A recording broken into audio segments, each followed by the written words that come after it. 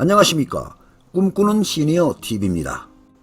고급 자동차, 고급 회원권 등을 보유하고 계시면 기초연금을 신청할 때나 받고 있는 중이라도 무조건 탈락됩니다.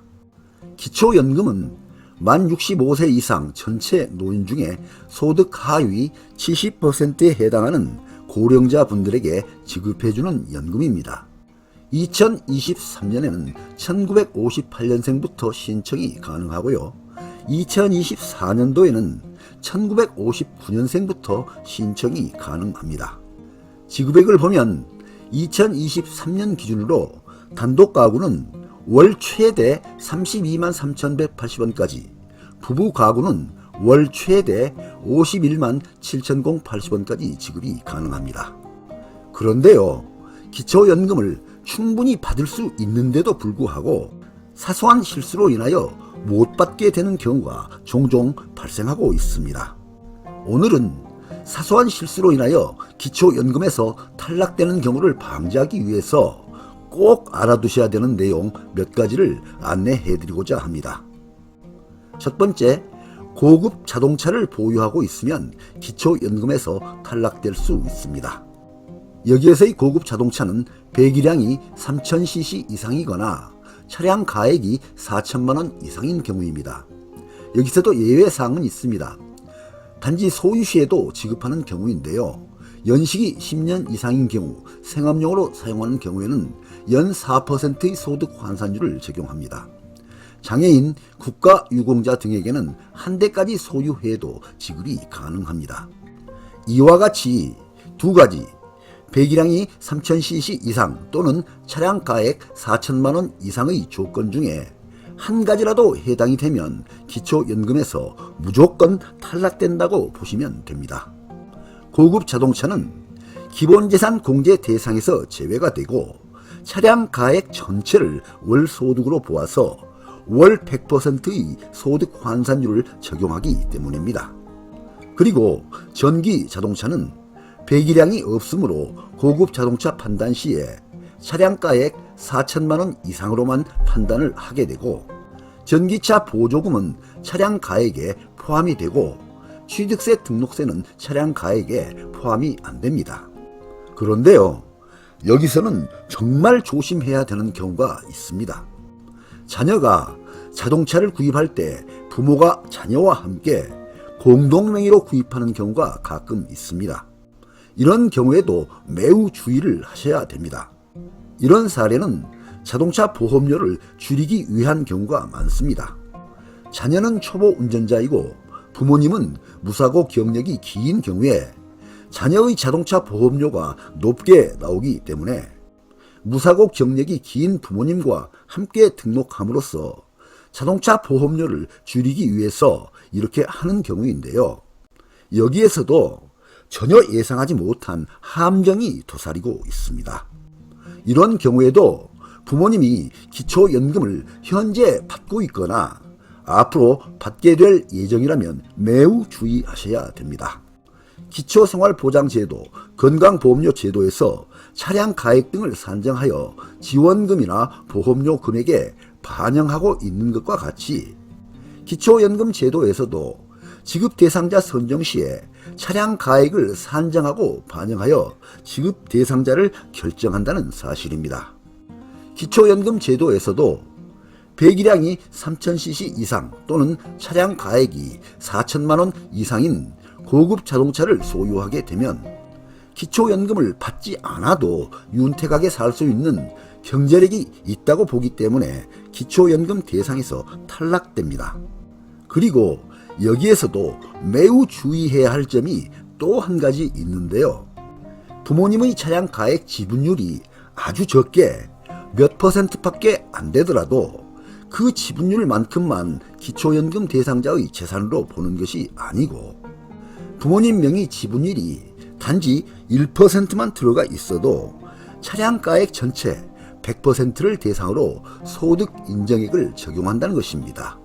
그러다 보니 어떤 방법으로든지 고급 자동차를 소유하고 계신 경우에는 기초연금에서 매우 불리하게 작용이 됩니다.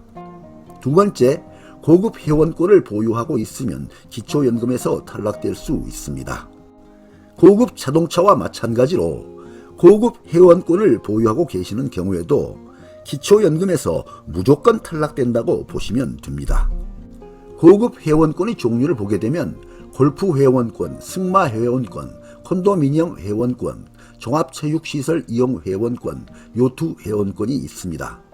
이러한 고급 회원권은 기본재산 공제 대상에서 제외가 되고 고급 회원권 전체를 월 소득으로 보아서 월 100%의 소득 환산율을 적용하기 때문입니다. 만약 예전에 별 생각 없이 구입해둔 콘도 회원권 가액이 1,000만원이라고 한다면 그 1,000만원 전체가 월 소득으로 반영되기 때문입니다. 그러니만큼 이러한 콘도 회원권 등은 기초연금을 신청하시기 전에 반드시 처분하시기를 권장드리고요. 만약 팔리지 않거나 처분하기가 어려운 경우에는 자녀에게 증여를 하시는 방법도 생각해 보시기 바랍니다. 세 번째, 재산을 자녀에게 편법 증여하면 기초연금에서 탈락될 수 있습니다. 주변을 살펴보면 종종 기초연금을 받을 목적으로 자녀들에게 재산을 넘기고 본인 재산을 줄이는 경우가 있는데요. 이렇게 하면 과연 증여를 한 부모님의 재산이 줄어들어서 기초연금을 받을 수 있게 될까요? 쉽게 생각하면 가능할 것으로 보일 수도 있겠지만 실제 결과는 받을 수 없는 경우가 더 많습니다. 기초연금법에서는 2011년 7월 1일 이후 재산을 증여한 경우에는 증여일로부터 본인 소비분, 자연적 소비 금액을 차감한 나머지 금액은 계속 부모님의 재산으로 환산하여 인정합니다. 증여한 재산은 매월 기간마다 2023년 기준 단독가구는 월 221만 7,408원, 부부가구는 270만 482원, 이만큼만 증여재산에서 차감하고 부모님 재산에서 공제를 해줍니다. 따라서 증여한 재산은 부모 재산에서 모두 공제를 받으려면 상당한 기간이 소요됩니다. 사례를 보겠습니다. 증여한 재산 1억 원이 부모 재산에서 전부 공제되려면 단독가구는 1억 원을 월 221만 7천원으로 나누게 되면 45개월이 나옵니다. 이는 3년 9개월 이후에 1억 원이 전액 소멸된다는 뜻이고요. 부부 2인 가구는 1억 원을 월 270만 원으로 나눠주게 되면 37개월이 나옵니다. 이는 3년 1개월 이후에 1억 원이 전액 소멸된다는 뜻입니다. 이와 같이 사전 증여한 1억 원을 부모 재산에서 모두 공제받으려면 약 3년에서 4년이라는 기간이 소요되는데요. 만약 증여 금액이 3억 원이라고 한다면 약 10년은 지나야 부모 재산에서 전액이 공제된다는 결론입니다. 그러니만큼 혹시라도 이런 방법으로 증여를 생각하고 계시는 분이 있다면 매우 신중하게 생각해 보시기를 권장드립니다.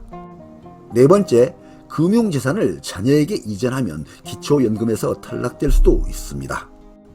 기초연금에서 신청인의 금융재산은 신청 전 3개월 이내의 평균 잔액을 소득 인정액에 반영하고 있습니다. 그런데 기초연금을 받을 목적으로 기초연금 신청하기 바로 전에 현금으로 인출을 하거나 자녀 통장으로 계좌 이체를 하는 경우가 있는데요.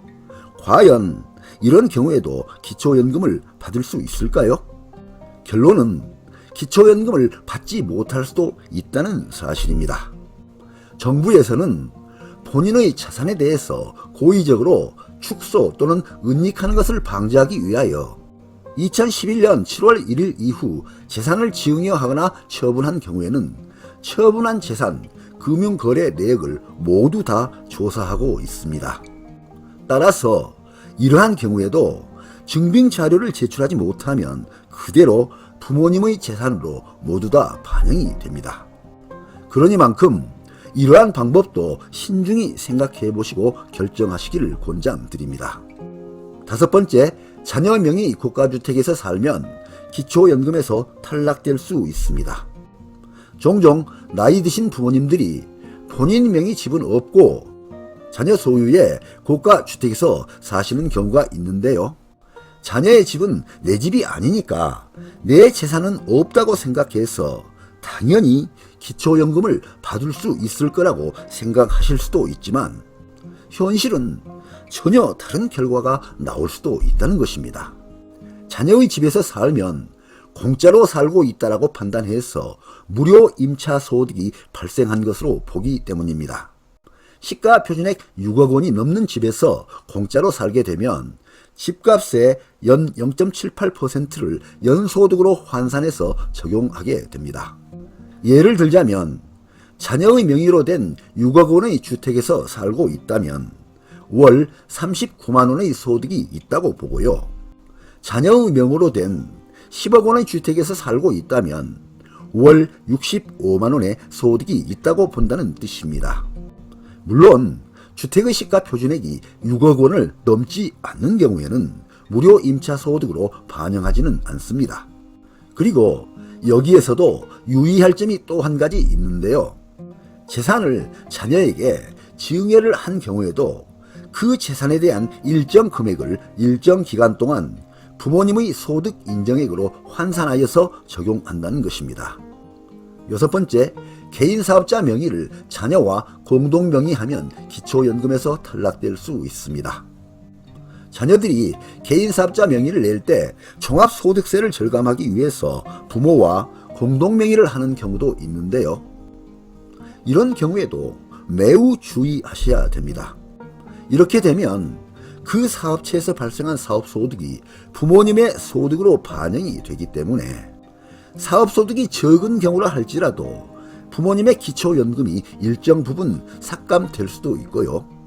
사업소득이 일정 금액인 기준 금액을 초과하는 경우에는 소득 하위 70% 기준에서 탈락이 됨으로써 기초연금을 전혀 받지 못하게 될 수도 있습니다. 일곱 번째, 자녀가 부모 명의 통장을 빌려서 활용한 경우에도 기초연금에서 탈락될 수 있습니다. 자녀가 저축 이자에 대한 소득세를 줄이기 위해서 부모님 명의 통장을 빌리는 경우가 있습니다. 이런 경우에도 매우 주의하셔야 됩니다. 65세 이상 노인의 경우에는 비과세 종합저축계좌를 통하여 이자 소득의 세금 연 15.4%를 감면받을 수 있기 때문인데요. 이런 경우에도 부모님 명의 통장의 금융재산은 바로 부모님의 소득 인정액으로 환산하여 적용이 되기 때문에 부모님의 소득 인정액이 증가하게 됨으로써 기초연금 대상에서 탈락이 될 수도 있습니다. 여덟 번째, 해외에 연속 60일 이상 장기 체류하면 기초연금에서 탈락될 수 있습니다. 해외 연속 60일 이상 장기 체류 경우입니다. 국외 체류 기간이 연속 60일 이상인 경우에는 60일이 되는 날의 다음 달부터 지급이 정지됩니다.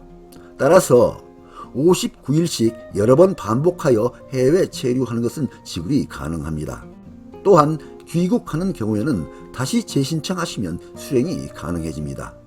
그리고 국적 포기 시에도 수령이 불가합니다.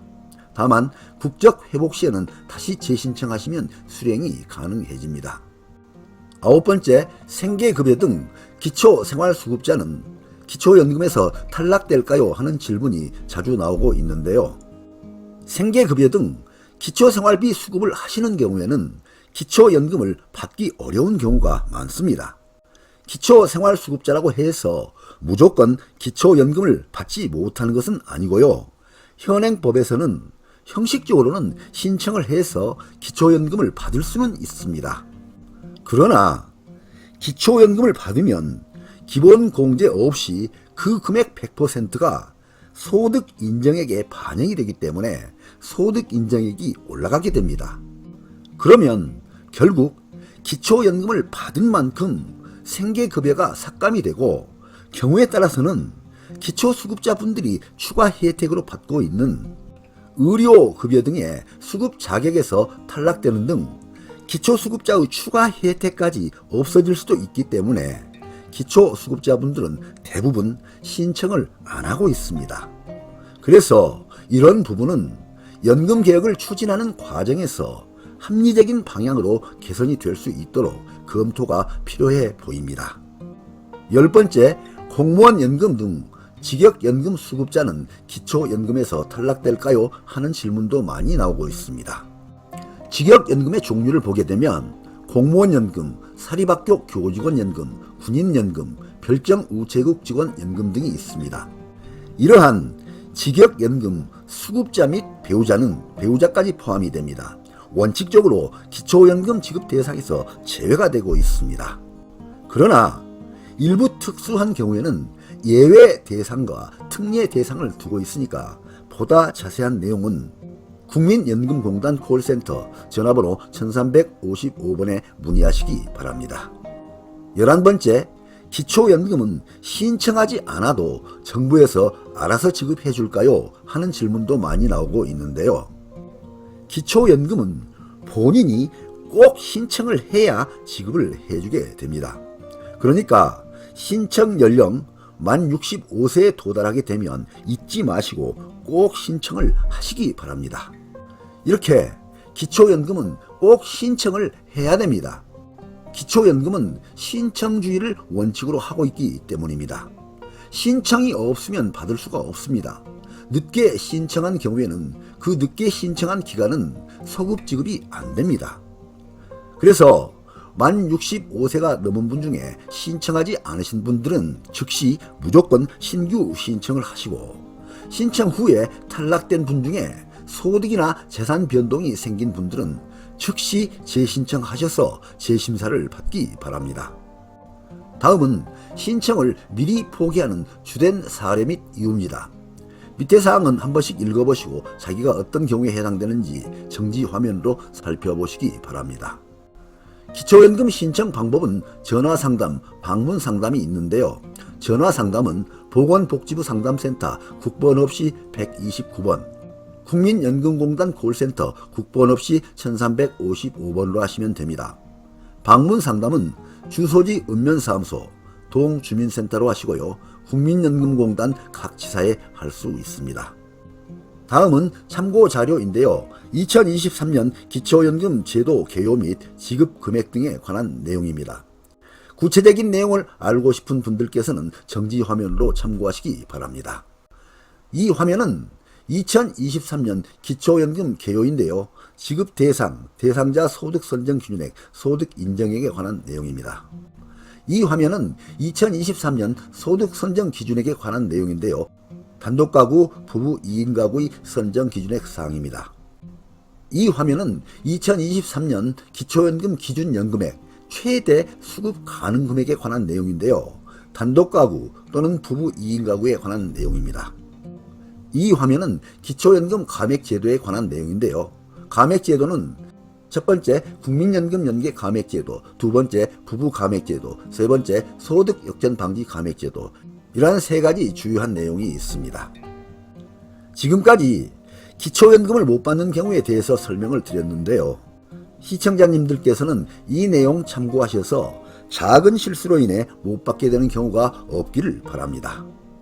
네, 오늘 동영상 주제는 기초연금 제도 개요 및 탈락되는 경우의 사례별 설명이었습니다. 많은 도움이 되시길 바랍니다. 끝까지 경청해 주셔서 감사드립니다.